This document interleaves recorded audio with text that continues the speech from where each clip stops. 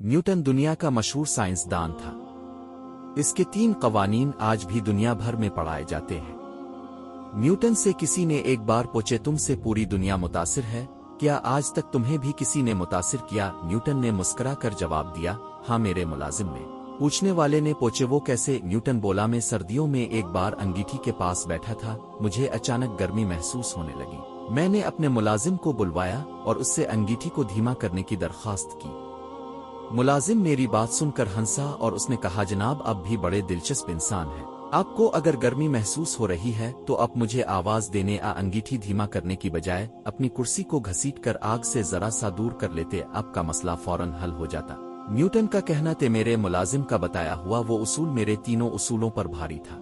इसने मुझे जिंदगी का सबसे बड़ा सबक दिया और वो सबक ये था कि अगर आपको गर्मी लग रही है तो आप आग बुझाने की बजाय या किसी को मदद के लिए तलब करने की बजाय अपनी कुर्सी को आग से जरा सा दूर हटा ले, आपका मसला हल हो जाएगा। इसने मुझे सबक दिया था कि अगर आप रिस्क की तंगी का शिकार हैं तो आप अपने आप को ख्वाहिशात की अंगीठी से दूर कर लें, आप कनात इख्तियार कर लें तो आप बहुत से मसाइल से बच जाएंगे।